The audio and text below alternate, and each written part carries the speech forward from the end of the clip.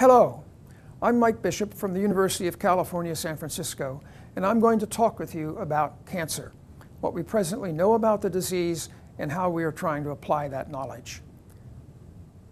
Cancer is the most fearsome of human adversaries. In the United States, as many as 1 in 3 individuals will develop the disease, and 1 in 4 will die of it. It is soon to become the leading cause of death in this country, and worldwide, more than 8 million individuals die of cancer every year. We have not been doing well in our struggle against cancer until recently. Consider this comparison. Between 1975 and 2005, mortality from cardiovascular disease decreased by 70%, whereas that of cancer decreased by only 7.5%. Numbers of this sort have inspired disappointment and even skepticism among the public and the press. Witness this lead article in Newsweek in 2008. Now, we can rationalize our difficulties with cancer. Consider this comparison again. Cardiovascular disease is essentially a single disease of a single organ system with a single cause, whereas cancer has multiple causes, numerous causes. And every organ system has its own forms of cancer. There are at least 100 discrete forms of human cancer. But we have been able to cut through this complexity with a unifying simplification that we call the genetic paradigm of cancer. And that is that all cancer arises from the malfunction of genes. I'm going to tell the story in 3 chapters. In the first chapter, I will review the history of how we came to this insight.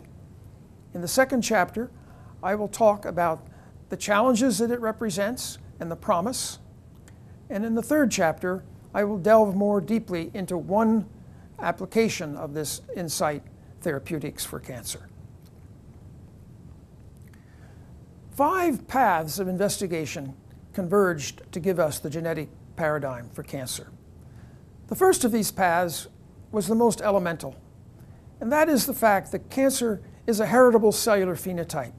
Cancer cells breed true. One of the first persons to recognize this was a man named Rudolf Virchow, a German pathologist, who in 1858 pointed out that the metastases of cancer resemble the primary tumors,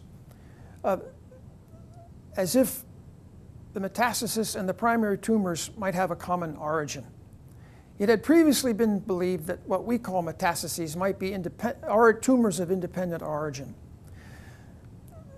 This insight also inspired Virchow to coin a well-known aphorism that all cells come from cells, to advertise the newly emerging theory of the cell. Virchow would not have been in a position to know how close he was to the truth. We now know that most, if not all, cancers have their origin in a single cell. All of the cells in a cancer can have a lineage that can be traced back to one cell that went awry sometime in the past. Now, there are subtleties to this that we'll explore a little later, but fundamentally, this is another testimony to the extraordinary durability of the malignant phenotype once it has been established. Let me dramatize that durability with a story that's been widely appreciated because of a best-selling book. And that's the story of Henrietta Lacks. In 1951, Mrs. Lacks died of cervical cancer at Johns Hopkins University. Cells from her cancer were put into test tubes and petri dishes and have been propagated ever since. It's estimated that they have been propagated to a quantity of at least 20 tons, or others put it this way, more HeLa cells, as they're called, now exist than all the visible stars in the universe. This, of course, is a stunning testimony to the stability of the malignant phenotype. Conclusion? The durability of the malignant phenotype clearly suggests a genetic underpinning. The second of our paths to the genetic paradigm of cancer involve the recognition that there are external causes of cancer and that many of these causes act by damaging DNA, by causing mutations in our genes. As long ago as 1761, Dr. John Hill, a physician in London, noticed an association between the use of snuff and the occurrence of cancer of the tongue, jaw, and throat. We now call snuff by the disarming term smokeless tobacco, but its consequences can be just as onerous, as illustrated by this figure. Soon thereafter, Percival Pott made a landmark observation.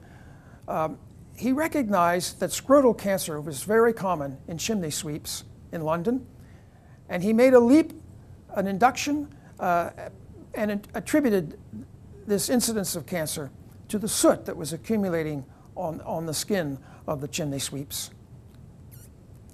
With the emergence of the Industrial Revolution, more and more external causes of cancer became apparent, mainly from large industrial exposures, or in the case of X-rays, in the case of experimentalists who were working with X-rays in the early days after their discovery. To give you a sense of the power of these observations, consider the chemical 2-naphthylamine, which we now know can cause bladder cancer. Individuals who work with this chemical and have exposure for at least 5 years are almost guaranteed of having bladder cancer.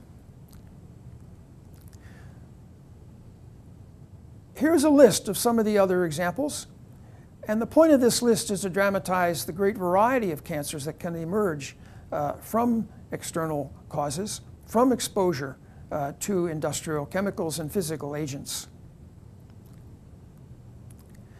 But could this be replicated in experiment? Could it be proven that these external agents were causing the cancer? In 1950, Katsusaburo Yamagiwa reported that he could induce skin cancer in rabbit ears by the repeated application of coal tar. This was a riveting discovery. It was the first direct demonstration that a chemical could elicit cancer. Yamagiwa was ecstatic over his discovery, so much so that he wrote a commemorative haiku in his own beautiful calligraphy. Roughly translated, the haiku reads, "Cancer was produced, proudly I walk a few steps." By 1938, a great variety of external agents, mainly from industrial sources, had been identified as causes of cancer, and the thought that there are external causes of cancer was well established. Now, how do these agents work? Well, the first clue came from the work of one of America's great scientists, H.J. Muller, who, working with fruit flies, discovered that X-rays cause mutations in the genes of the fruit fly. Some years later, American scientist Bruce Ames discovered, using a very clever bacterial test, that many carcinogens are mutagenic. Not all, but many. The third of our convergent paths to the genetic paradigm of cancer involved the study of abnormal chromosomes in cancer cells. In 1903, Walter Sutton was a PhD student working at Columbia University. Sutton was working with grasshoppers.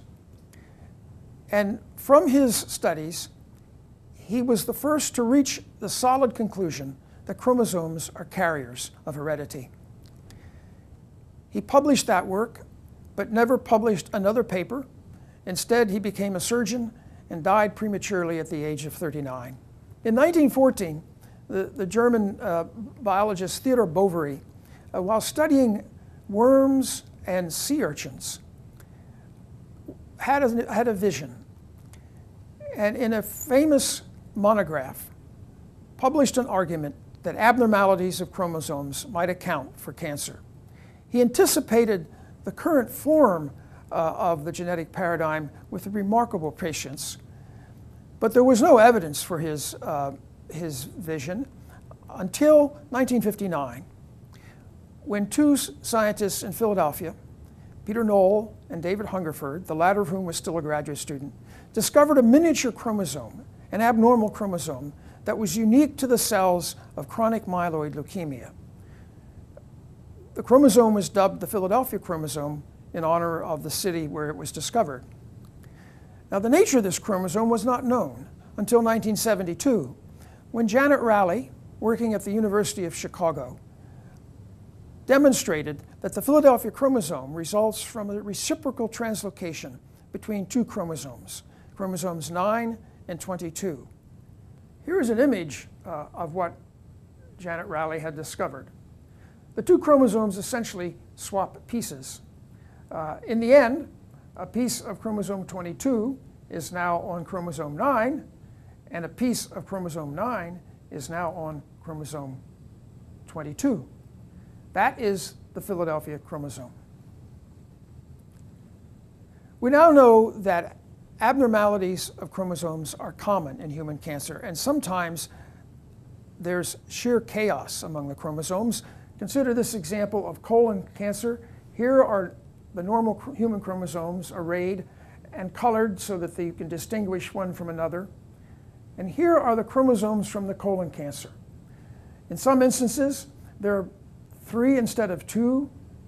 In some instances, you see what Rowley had found before.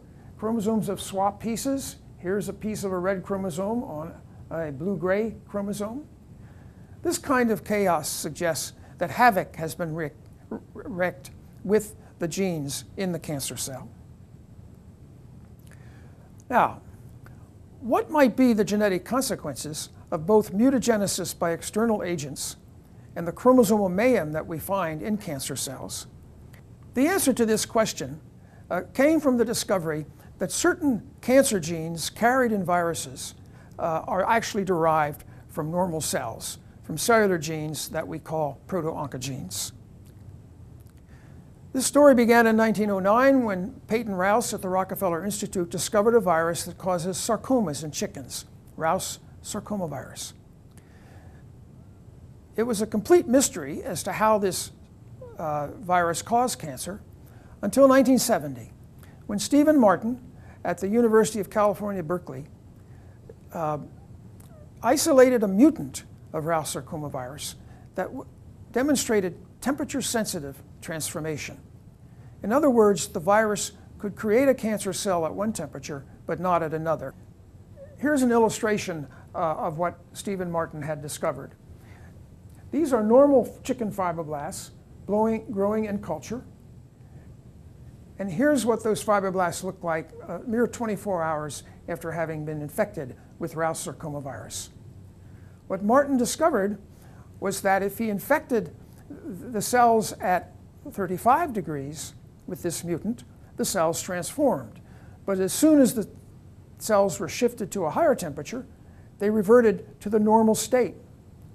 You could cycle the cells back and forth between the transformed and the normal state just by shifting the temperature. To a geneticist, this meant that there was at least one gene that was clearly responsible for eliciting the neoplastic transformation. We came to call these genes oncogenes, and the gene in Rouse sarcomavirus was dubbed SARC because it elicits sarcomas. In due course, we learned that Rouse sarcomavirus has 4 genes, only 4 genes, arrayed along its RNA genome as illustrated here. 3 of these genes are responsible for viral reproduction. The 4th, the SARC gene, is responsible for cancer, but only the induction of cancer. It is not required for replication of the virus. The seeming irrelevance of SARC to the welfare of the Rouse sarcomavirus inspired our research group in San Francisco to ask whether this gene might actually be acquired from a normal cell, that it is an accident of nature. That proved to be the case.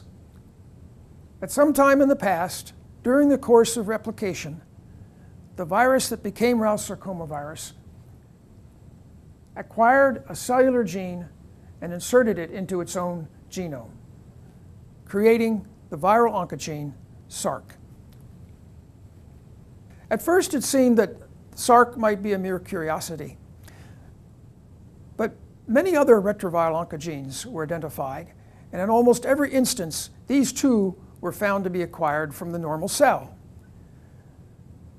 The cellular genes that gave rise to the viral oncogenes became known as proto-oncogenes. This led to a larger hypothesis. If a change in a proto-oncogene can create a viral oncogene, why could not the same sort of thing occur within the cell without the intervention of a virus? Why couldn't proto-oncogenes become the progenitors of cellular oncogenes? That thought was made a reality by the discovery that proto-oncogenes are affected by genetic abnormalities in human cancer. Three forms of abnormalities were involved in this discovery. The first was something known as gene amplification, a focus on a chromosome, the DNA at that locus, replicates several or many times over, sometimes giving rise to little chromosomes that are thrown off and called double minute chromosomes, which then can reinsert into a chromosome and create what's called a homogeneously staining region. This was first observed with a proto-oncogene known as MYC in human cancer cells. The consequence is gross overproduction of the gene product. The second abnormality involved translocation of the sort first described for the Philadelphia chromosome. Translocations of the MYC gene were the first to be seen, and these translocations alter the control of the expression of MYC, and again create a gross overproduction of the gene product. Third, single point mutations were discovered in another proto-oncogene known as RAS in human tumor cells. This point mutation converted the protein to a controlled state, from a controlled state to an uncontrolled state. The protein activity could now run rampant. We now know of several hundred proto-oncogenes that have been implicated in human cancer, several hundred genes of the normal cell that, if altered in one way or another, can contribute to the genesis of cancer. Now, the malady here is exaggerated activity, which we could equate to a jammed accelerator. Formally speaking, it's a gain of function, and it is genetically dominant. You need have this happen to only one of the two copies in the cell for the difficulty to arise. Our fifth path to the genetic paradigm of cancer involved the study of congenital cancer and, incidentally, uncovered an entirely new form of cancer gene. This work departs from the fact that about 5% of human cancer is strongly hereditary. And it began with a study of a childhood tumor known as retinoblastoma. And here is an example. In some instances, retinoblastoma is inherited in a very strong manner, as illustrated in this family tree, where every red box or circle indicates a case of childhood retinoblastoma. The first hint to what was going on here was the discovery of a defective chromosome in familial retinoblastoma, inherited retinoblastoma. It involved chromosome 13, and it was discovered that in some cases of retinoblastoma, there was a focal deletion. A piece of this chromosome was missing. This band here had disappeared in the chromosome of the family. It was immediately apparent that this deletion segregated with the disease in families. And in due course, through the use of molecular biology, a single gene was identified as the culprit, a gene that was known as the retinoblastoma gene, or RB1. And it was the loss of this gene that was causing the trouble. Here is how we understand the inheritance of retinoblastoma. One of the two chromosomes in the family is carrying this deficiency, And sometime during the early life of the child, the corresponding normal copy in the other chromosome is also damaged for one reason or another. Now the cell is totally deficient in this gene, and that gives rise to the cancer. Now, retinoblastoma also occurs as a spontaneous tumor, and in that instance, there is no inherited abnormality. Both copies of the gene are damaged during early life, giving rise to the cancer. And both of these are rare events, so as a consequence, for two of them to occur in the same lineage of cells makes this a very rare tumor in 1 in perhaps 30,000 people. So this is a new form of cancer gene, a genetic deficiency that we now know is present in both congenital and sporadic cancer. And the affected genes are known as tumor suppressors because in their absence, cancer is favored. Typically, both copies of the genes are defective in the tumor, and that's how we usually spot them. And the deficiency is genetically recessive because both copies must be affected. Here are a few prominent examples. These examples were, almost all of them were discovered first by the study of inherited cancer. But with the latter-day techniques of genomics, we can now identify tumor suppressor genes without any assistance from congenital cancer or heritable cancer. Now, the malady here is loss of the gene or its activity, which we could equate to a faulty brake as opposed to the jammed accelerator of proto-oncogenes. So the geneticist calls this a loss of function, and it is genetically recessive. So we've identified two major culprits in cancer cells: proto-oncogenes, which suffer gain of function in tumor cells, and tumor suppressor genes, which suffer loss of function in cancer cells. And these two collaborate in ways we don't fully understand as yet to produce the final malignant state. A variety of events can create the genetic malfunctions in cancer, and these all can affect either a proto-oncogene or a tumor suppressor gene. They include gain or loss of an entire chromosome, focal amplification or deletion within a chromosome, as I illustrated for you with the retinoblastoma gene, chromosomal translocations, as I illustrated for you with both the Philadelphia chromosome and the case of the proto-oncogene MYC, a direct mutation in the gene product, which activates the gene product in the case of a proto-oncogene, but inactivates it in the case of a tumor suppressor gene, or defective control of expression, either up or down. Up for a proto-oncogene, down for a tumor suppressor gene. And all of these have been observed in human cancer. Now, how can we authenticate the powerful circumstantial evidence that these genes are involved in cancer? And there are four general approaches. First, what I call guilt by association. If you find the Philadelphia chromosome in every case of chronic myeloid leukemia, which is essentially the case, surely it has something to do with the disease. We can also install replicas of the damaged proto-oncogene or tumor suppressor gene in mice.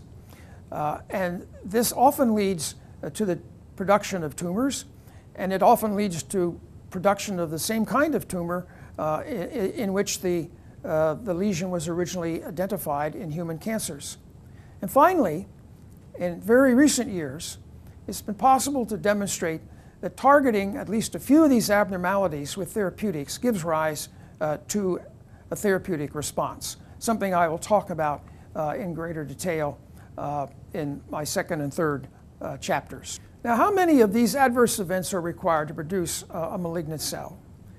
Epidemiologists were among the first to approach this problem, and by simply charting the incidence of a particular tumor against age, they reached the conclusion that multiple events were required, and by mathematical analysis of the data, they could assign a rough approximation of the number of events required to give rise to certain cancers. For example, childhood leukemia, only a few events were required, which is probably the reason that these diseases occur in children. Lung cancer, 6 or more, and prostate, which we commonly associate with the late middle age and elderly, may involve 20 or more discrete events.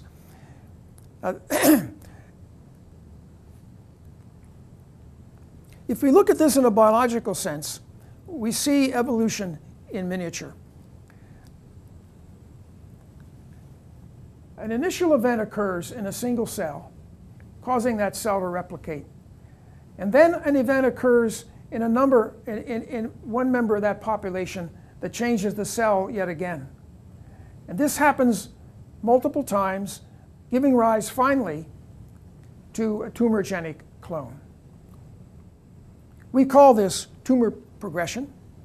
And at the genetic level, the molecular level, we believe, and in fact we have been able to show, that what is happening over the course of time is the accrual of independent genetic events, so that by the end there is a combination of these events that give rise to the malignant cell. Recently it's become apparent that sometimes a cataclysmic event can occur that shatters an entire chromosome, and the pieces are then stitched back together again in a random order. In this single event can create more than one cancer gene along the array of the chromosome. We do not know how often this occurs, but it obviously would be an accelerating event in tumor progression. So we have reached our genetic paradigm for cancer, and it has these components. There are many causes of cancer, but they all work by damaging genes or otherwise disturbing the function of the genes. Both gain and loss of gene function are involved, cooperate in some way in the production of the tumor. Multiple genes are involved, from as few as 1 or 2 to as many as 20 or more, depending on the cancer and the age that it arises. There is a stepwise evolution to malignancy, probably resulting from the selection for favorable properties of the evolving malignant cell. And there is this cooperation among gain and loss of function. In 1978, Susan Sontag published a book entitled Illness as Metaphor. In that book, she described cancer as overlaid with mystification, a triumphant mutation, an inescapable fatality. The emergence of the genetic paradigm for cancer has got the mystification in retreat, exposed the triumphant mutation, and rendered that inescapable fatality vulnerable. This is a triumph of modern science that offers great hope for the future management of cancer, and it is that hope that I will turn to in the second chapter of my story. Thank you for listening.